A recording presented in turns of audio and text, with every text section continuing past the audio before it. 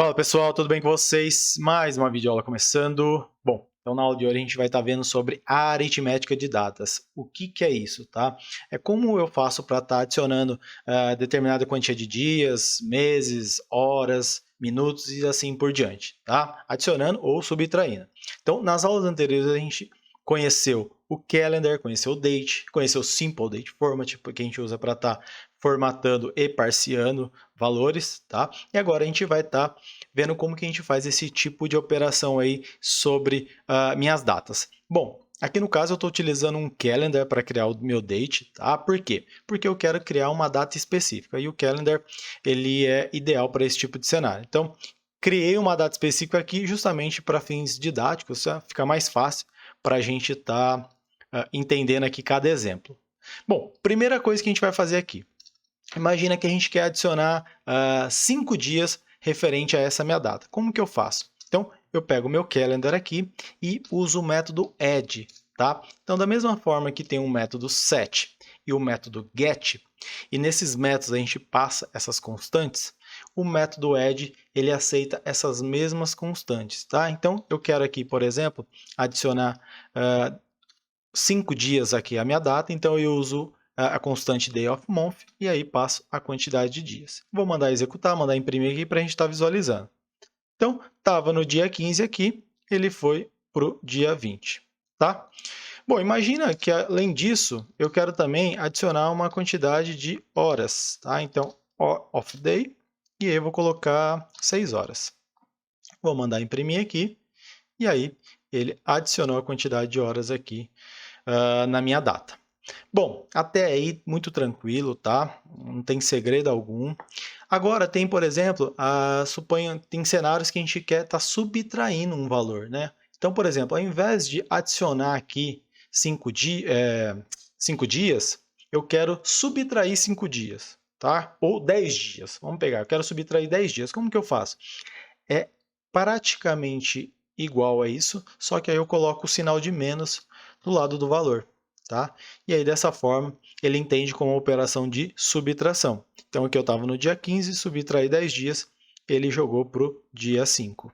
Bom, então para adicionar dias uso o método add e para subtrair o mesmo método também, só que aí eu passo o sinal de menos ao lado do valor.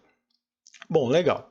O que mais que a gente pode estar fazendo? Tá? A gente pode estar querendo calcular a quantidade de tempo, tá? Ou seja, uma duração que existe entre duas datas. Então, antes disso, tá? Tem que mostrar uma coisa muito importante para vocês. Agora começa a complicar um pouco mais, tá? Então, o calendar ele é muito simples, aparentemente, mas tem diversos cenários aí que fica bem mais complexo. E aí você tem que analisar o seu caso de uso, o seu cenário, para saber como que você vai lidar com isso, tá? Então, vamos exercitar aqui algo bem interessante. Ó. Imagina que eu estou no dia 31 de janeiro, tá? E aí eu vou fazer o seguinte, ó. Eu vou adicionar aqui 31 dias, tá bom? Vou adicionar 31 dias. Bom, o que ele vai fazer, né? O que vocês acham que ele vai fazer? Por quê? Porque fevereiro não tem 31 dias, né? Então, o que ele vai fazer? Ele vai jogar por último mês aí de fevereiro ou ele vai jogar lá para março, né? Porque a gente já viu esse tipo de cenário. Então, vou executar aqui. E aí, a gente tem um resultado aqui. Ele jogou para março. Tá? Então, o que ele fez aqui, gente? Aqui é um ponto super importante de atenção. Fevereiro tem o quê? 28 dias. Tá? Então, ele adicionou, recebeu aqui 31 dias. Então, ele olhou e falou, não cabe 31 dias em fevereiro. Então, cabe 28. Restaram 3 dias. Então, o que ele faz? Ele incrementa o mês, tá? Ele incrementa o mês, então jogou lá para março e aí seta a quantidade de dias restantes dessa operação. Isso também acontece para o mês, tá? Para o mês e para o ano, é a mesma forma. Então, se eu jogo uma quantia, por exemplo, de meses que não cabe naquele ano, o que ele vai fazer? Ele coloca a quantia que cabe e o excedente ele joga para o ano posterior. É assim que trabalha esse tipo de operação, tá? Então, quando você fala assim, eu quero sempre estar somando um mês na minha operação, tá? Um mês é o quê? É 30 dias ou é um mês? Depende, né? Isso pode estar mudando o resultado, porque, por exemplo, se a gente considera aqui um mês como 30 dias, a gente sabe que ele vai jogar para março.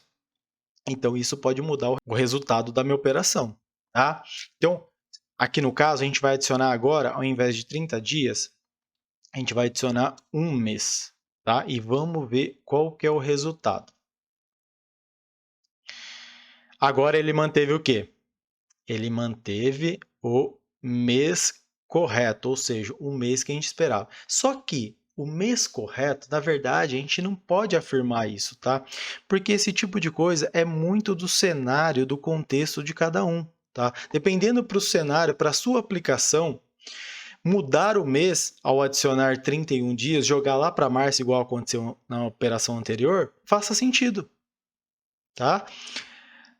Pode ser que também não faça sentido. Aí você quer o quê? Você quer que ele não exceda o mês, tá? Não jogue para o mês subsequente. Aí, no caso, o Day of Month não vai te ajudar. Você teria que olhar aqui e adicionar direto no mês, no month, tá? Então, tem que olhar caso a caso, tá? Eu trago esses cenários aqui para você entender o que pode estar acontecendo e aí você tem que encaixar isso de acordo com a sua necessidade, tá? Não tem uma receitinha de bolo para todos os cenários. Beleza?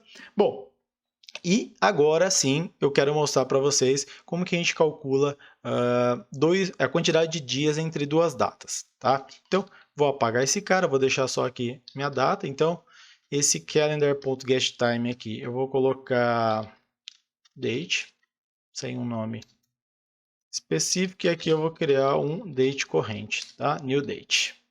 Beleza? Bom, e aí eu quero calcular a quantidade de dias que existe entre essas duas datas. Só vou mandar imprimir o meu now aqui só para vocês visualizarem, tá? O meu now aqui eu estou gravando essa aula no dia 21 de fevereiro, tá bom?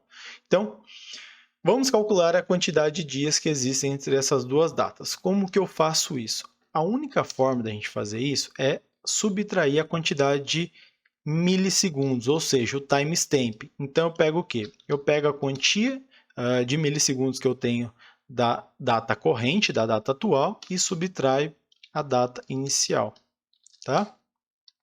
Dessa forma aqui, eu tenho o quê? Eu tenho um timestamp aí desse tempo que passou, tá? E aí, como que eu converto esse cara para dias? Então, a gente tem um enum aí, chama Time Unit, tá? E aí você pode, ele facilita a gente estar convertendo para esse tipo de cenário. Eu passo qual que é a unidade que eu estou trabalhando com milissegundos, e eu quero estar convertendo para dias. E aí eu passo o timestamp aqui da minha operação, tá? E aí eu vou ter o quê? Quantidade de dias. E aí vamos mandar imprimir esse cara, tá? Essa operação. E vamos ver o resultado, tá? Então, como a gente já esperava, né? A gente tem 21 dias aí de diferença, tá bom?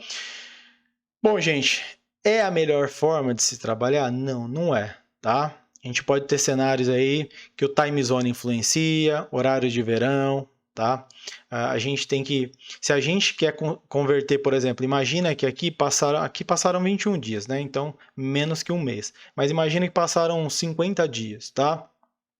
E a gente vai converter isso, por exemplo, para meses, já começa a ficar complicado. Por quê? Porque a gente sabe que os meses variam. Tem mês que é 31, tem mês que é 30, tem mês que é 29, 28, né?